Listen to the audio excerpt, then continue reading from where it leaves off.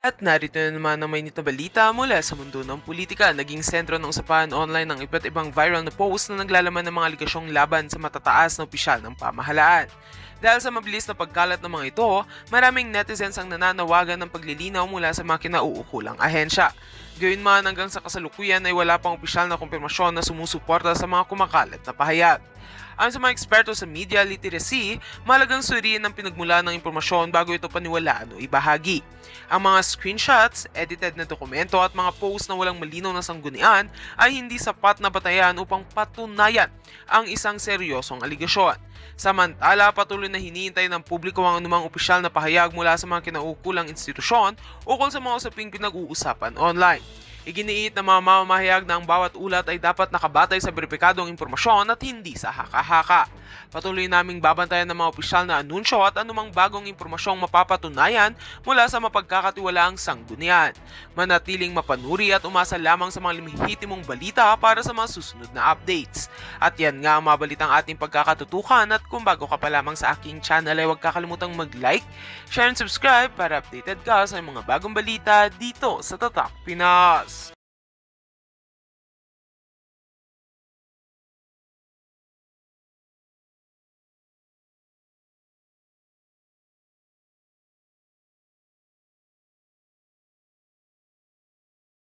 Umalis diyan sa Senado itong si Senator Bato de la Rosa. Yan ang pag-uusapan natin dito sa video na ito. Isa like at subscribe.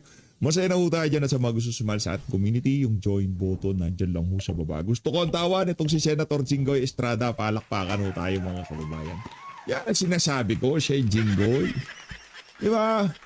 Ang problema kasi natin dito, sa ayaw sa gusto mo, gagamitin yung mga issue mo na yan mula ngayon hanggang matatapos ang administrasyon na to. Hindi ka nila titigilan.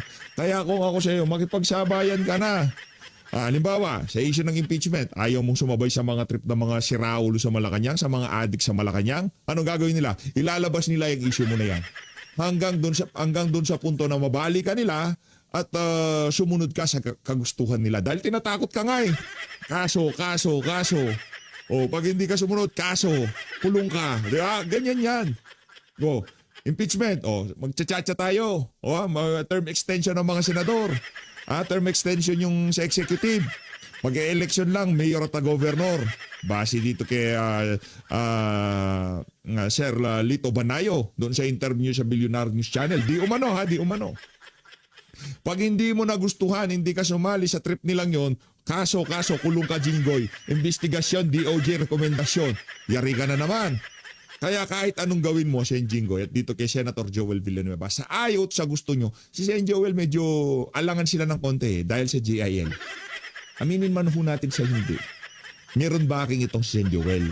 Si Sen Joel at si Senator Rodante Marcoleta, medyo mahirap galawin yung dalawa na yan. Pero talaga makikipagsabayan yung mga yan. Gagamitin ho nila lahat ng pananakot para mabali yung naratibo at kagustuhan nitong mga senador na to. Kahit galit sila sa mga adik, kahit ayaw nila sa mga gustong mangyari ng mga nasa Malacanang, pagka hindi sila nagsama-sama at tinayuan yung pananakot na yan, walang mangyayari sa inyo dyan sa Senado. Hanggang sa 2028, para kayong mga aso na pagka hinila yung tali, para kayong mga kalabaw pala, sorry. Para kayong mga kalabaw na mayroong hikaw sa ilong na pagka hinila sa kanan, kailangan nyo magpunta ng kanan. Ano yung hikaw sa kanan? Yun yung panakot na kaso. Pagka sinabi yung panakot na kaso, dapat ganitong mangyari sa Senado. Pagka hindi kayo sumunod, nako, yari. Lalakasin nila yung paghila doon sa hikaw sa ilong ng kalabaw, di ba? Para mapasunod kayo, para maibaling nila yung mga kalokohan nila diyan sa Malacanang. Yun ang katotohanan diyan. Di ba? Ito pakinggan mo na. Pero gusto ko yan. Gusto ko yung smile na yan itong si Senator Jinggoy Estrada. Pakinggan natin ang kanyang ambush interview. Good. Recommendation ng DOJ na may kinalaman kaya sa korte niya sa Senado. Ang tanong, yun bang rekomendasyon ng DOJ, may koneksyon dyan sa naging bogboto mo dyan sa leadership change sa Senado? Your guess is good as mine. Ano pa nga ba? Tsaka haba-haba ng panahon, pananakot at kaso din ang isasalubong nitong mga siraulo na to sa pamahalaan doon sa mga senador na hindi nila makontrol.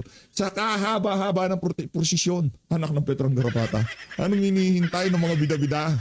Ba't ngayon lang sila mangkakaso pagkatapos na rigo doon sa Senado? Masyadong obvious. Your guess is good as mine. Oh. Wala akong guess eh. O kung wala kang guess, ibig sabihin, umalis ka na dyan. Wala kang karapatang maging Senate reporter. Diba? Kung wala kang guess, siguro takot ka o di naman kaya ay nakatanggap ka ng maleta. Hype si PH. Anong dahilan? Walang kape. Walang kape. Nainom na natin yung kape. Pero tingin nyo, Pero gusto ko yung gesture nitong si Sen Jinggoy. Kailangan yan. Kailangan yung manindigan sa Senado. Pag hindi kayo nanindigan, nakasalang-alang ang sambayan ng Pilipino diyan sa bawat desisyon na gagawin nyo diyan sa bulwagan na yan. Ngayon, kung magpapasailalim kayo doon sa mga adik sa Malacanang, wala, yari ang sambayan ng Pilipino diyan. Kasi hindi na interes na sambayan ng Pilipino ang tinutulak ng mga adik sa Malacanang. Diba? Hindi na ho interes ng sambayan ng Pilipino. Anong interes nila? Interes nila hindi makatakbo si Sara Duterte sa 2028. Tama, mali. Interes nila mapahaba ang termino na kung sino man ang gustong mababa ng termino dyan sa executive. Tama o mali? Yan ang interes nila. Pero interes nila mapabuti kalagayan ng sambayan ng Pilipino. Hindi. Interes nila na hindi matapat yung kamay ng orasan na kung saan mabubulgar lahat ng kanilang kalokohan dyan sa mga maanumalyang flood control scandal. tinry ba kayong kausapin para tumalon sa kanila o hindi namin siya?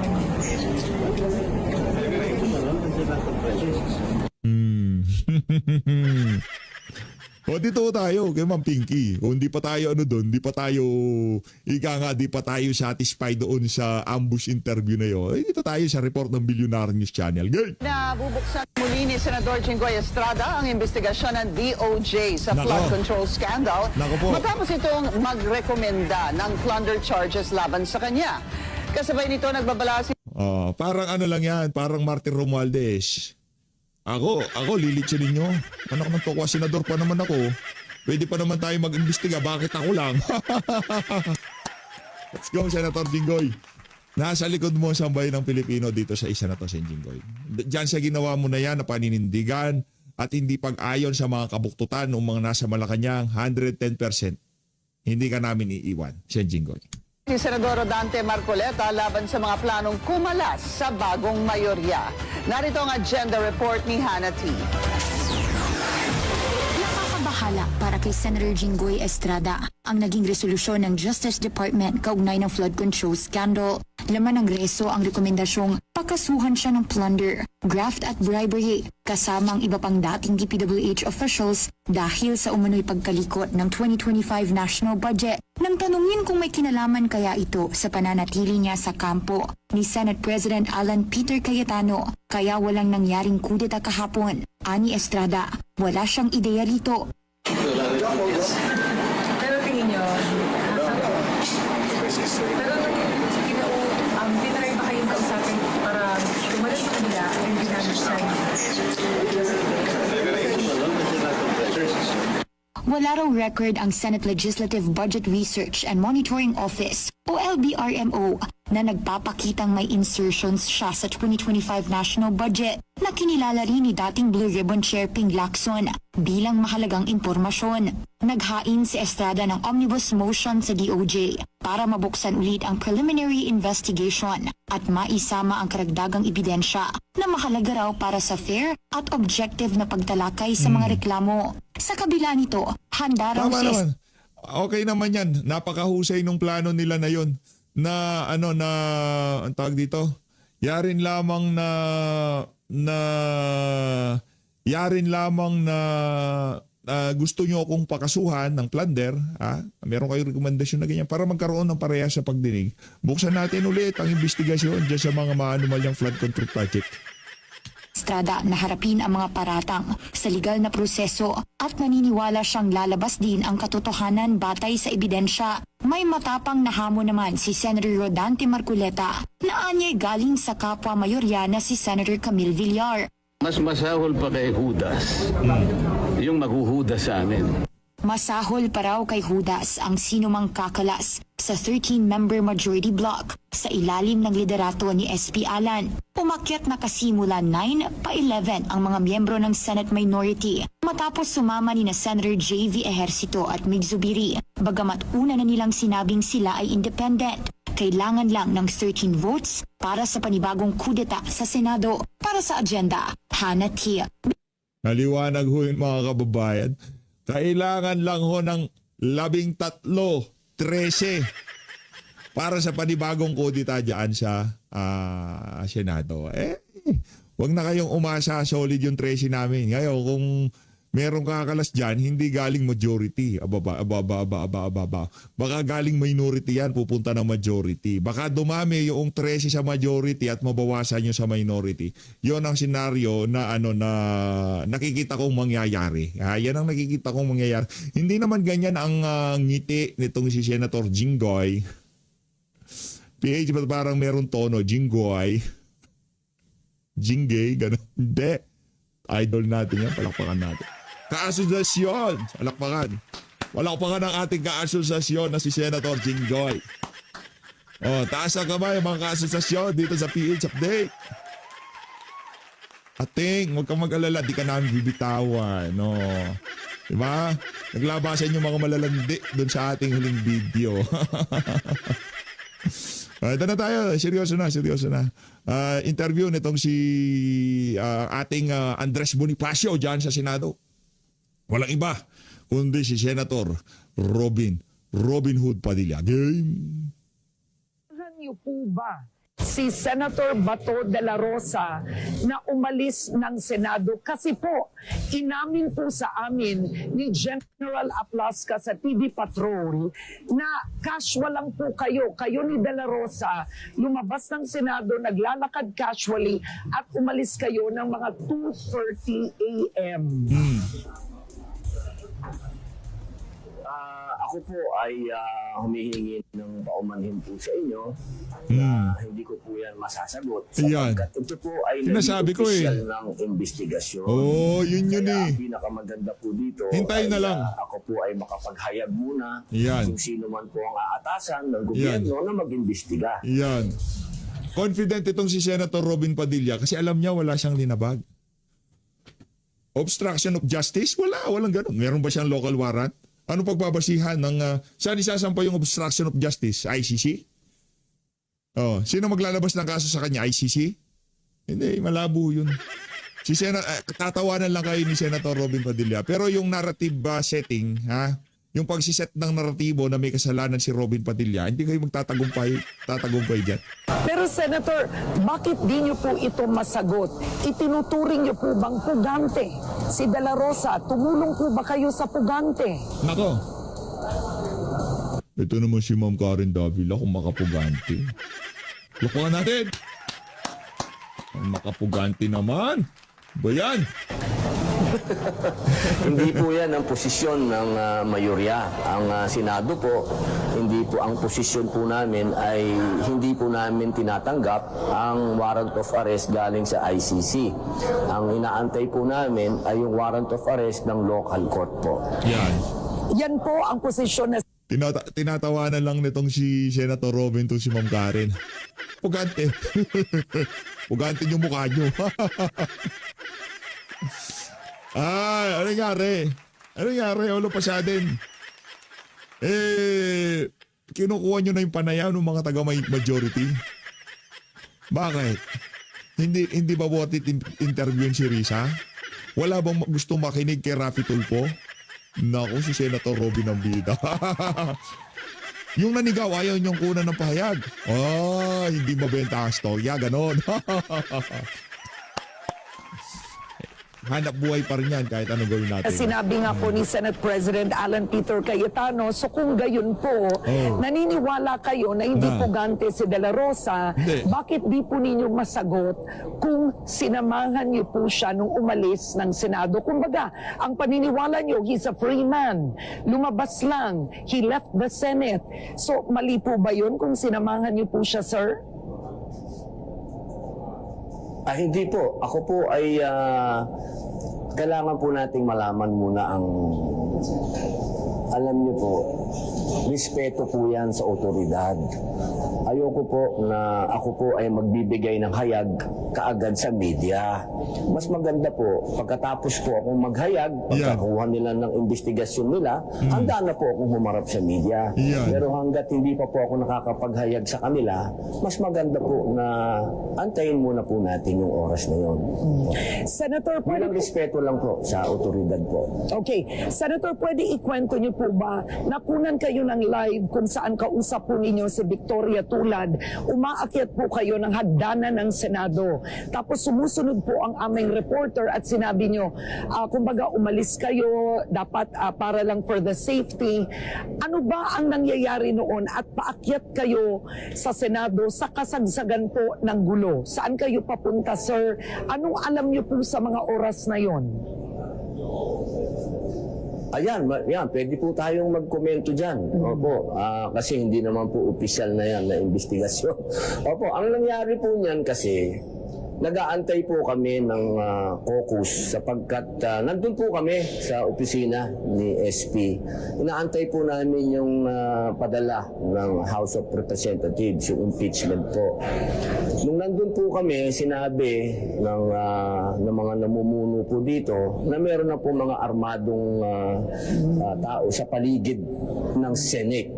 Opo, alilinawin po natin, sa paligid na po ng Senate. Kaya ang sabi ko po, teka muna, bakit nagkaroon ng mga armado dito? Nako, yan na. Nung nadinig po ito ni Senator Bato, siya po ang nagsabi na baka aarestuhin ako. Ang sabi naman niya sa mga kasama namin, mas mainam na doon na lang siya sa opisina niya. Kasi malalagay sila sa alanganin, yung mga ibang senador, kung nandun siya. Kaya po yung nakunan po ninyo na umaakyat po kami, yun po yung papunta kami sa opisina niya. Okay. At nung nakunan naman po ako na galing doon sa second floor, yun po yung tiningnan ko kung ano po yung nangyari. Ang sabi kasi, nagkaputukan. Kaya po ako bumaba, tiningnan ko po yung mga kasama namin senador, kung okay sila, okay naman po, at nakita naman namin okay yung media, kaya po umakyat na ako. Sumusunod po yung media. Kaya ang sabi ko po sa media, wag na kayong sumunod at delikado. May mga tao nang nakapasok. Yun lang po yun. So, Senator Padilla, umakyat po kayo sa 5th floor sa opisina ni Senator Bato. Sa opisina po namin, opo. Pumunta po si General Bato sa opisina niya. Ako, nandun po ako sa opisina ko. Okay. Sa kalagitnaan po ng putukan, nasan po kayo nun, sir? Nasa opisina ko po. Okay. May kumalat po sa social media na ang mga tauhan niyo raw po ay may baril. Nasa social media po yan. I wanna give you a chance to correct that kung mali po yun. Una-una, wala po ako. Alam po lahat ng tao dito sa Senado, wala po akong bodyguard. Hindi po ako nagbabodyguard. Kahit sino pong tanungin nyo rito, wala po akong... ako po'y dumadating dito sa Senado, isang kotse. Ako lang po, isang aide. Hindi po yan, kailanman nagkaroon ako ng bodyguard dito. Kahit tanungin niyo po, pwede naman Okay. kung tanungin dito ang mga tao kung may Now- bodyguard ba si Senator Padilla. Okay, Senator. So, ang nangyari nito, umalis si Senator Bato ng 2:30 in the morning. Na-interview ko si Attorney Jimmy Bondoc kanina. Sabi niya nandun siya sa opisina ni Senator Bato at 2 a.m. Kung ayaw niyong aminin kung magkasama kayo umalis, anong oras po kayo umalis ng Senado, sir? Ma'am Karen, hindi po sa ayaw kong aminin o may gusto kong aminin. Antayin lang po natin yung official na makapagbigay po ako ng pahayag. Doon po siya mag-iimbestiga. Pagkatapos po nun, ay handa na po akong sagutin lahat ang mga katanungan niyo. Bilang ano lang po ito, bilang respeto lang po at wag nang makagulo. Kasi pagka nagbigay po ng pahayag, makakagulo pa eh.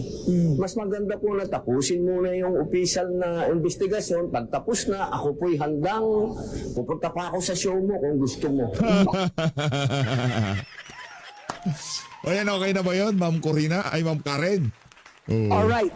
Now, ang sabi po ng NBI, sir, you are now a person of interest. Dapat daw kausapin kayo. O yun po ang dahilan. So kapag kayo po ay pinatawag Yun ng po ang dahilan. NBI, as a person of interest, kayo po, will you cooperate with the NBI? Ay, syempre po. Batas ng Pilipinas yan eh. Basta batas po ng Pilipinas. Ako po'y handang sumailalim sa kanilang investigasyon. Kahit po naman pumunta sila dito, di ako po'y handa po ako magbigay ng aking statement sa kanila. Basta opisyal. Opisyal po yan at batas tayo ng Pilipinas. Now, maiba naman tayo, no? Nagbati na po ba kayo ni Senator Kiko Pangilinan? Kasi nakunan na sinusubukan niyang iabot ang kanyang kamay, nakikipagkamay. At kita po sa social media na Wala na akong pakialam dyan. Kumbaga, ano na yan. Yan ang tinatawag nilang cinema. Ha? Hindi ko tayo mahilig sa cinema. Cinema yan, yung away ni Kiko at nitong si Senator Robin. Walang kwenta. Nonsense para sa atin yan. Di ba, personal na yun.